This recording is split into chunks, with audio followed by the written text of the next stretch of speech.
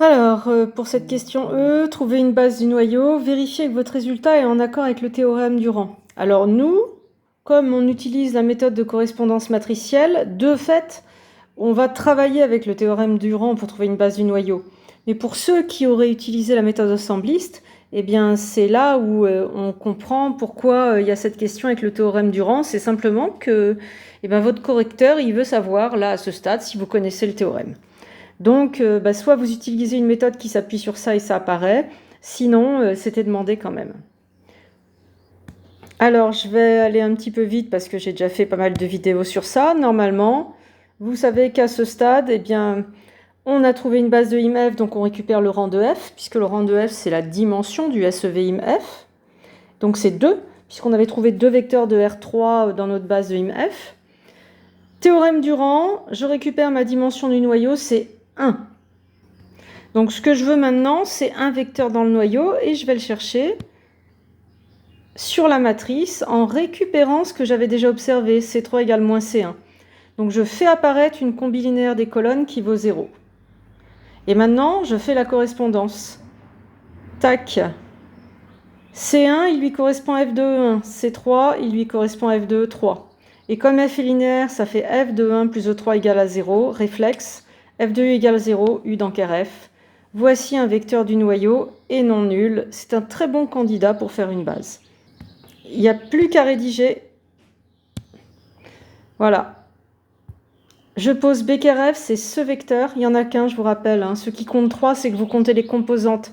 Là, il faut voir un seul triplet. Donc ça fait une famille de KRF. Elle est libre de façon évidente puisque dans cette famille, il n'y a qu'un vecteur non nul. Et elle est maximale puisque il n'y a qu'un vecteur et que ça, c'est la dimension de KRF qu'on a trouvé avec le théorème du rang. Donc voilà, ça y est, on a rempli le contrat. C'est une base de KRF et notre résultat est en accord avec le théorème du rang. Il reposait dessus avec cette méthode-là. C'était forcément ça. Pour montrer que KRF et IMF sont supplémentaires, la stratégie, vu qu'on vient de trouver des bases, c'est encore une fois d'utiliser le théorème des concaténations des bases. Donc là, c'est pareil, avec un objectif clair comme celui-là. Le plus pénible, c'est pratiquement de rédiger. Voilà. Donc c'est parti. La rédaction, là aussi, je vais l'abréger. Je déclare ma famille concaténée. J'ai écrit les expansions pour visuellement regarder un peu à quoi ça ressemblait. Bon, il n'y avait pas d'échelonnement, c'est bien dommage. Du coup, pour montrer que c'est une base de R3, j'ai écrit l'équation pour montrer que c'était libre, maximal, etc. comme d'habitude. Je vous épargne les détails. Du coup, ça fait ça. C'est une famille de R3, ok. Je déclare mon équation. J'ai eu la flemme de dire que alpha, bêta, gamma étaient les inconnus. On l'a déjà fait avant. Ça passe évidemment un jour de contrôle. Je récupère un système en rangeant bien, je l'ai vite fait, j'ai commencé un échelonnement et puis quand on arrive là, c'est pas la peine scolairement de terminer un échelonnement façon pivot de Gauss. Vous avez bêta qui vaut 0, puis gamma vaut 0, puis alpha vaut 0, donc votre famille est libre. Donc voilà, ça c'est fait, F est libre, et puis après comme d'habitude, on justifie libre max, ça donne ça.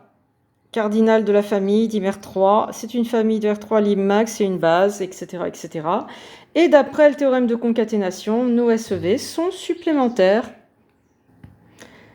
Je propose de nous retrouver dans une autre vidéo pour continuer cet exercice. À tout de suite.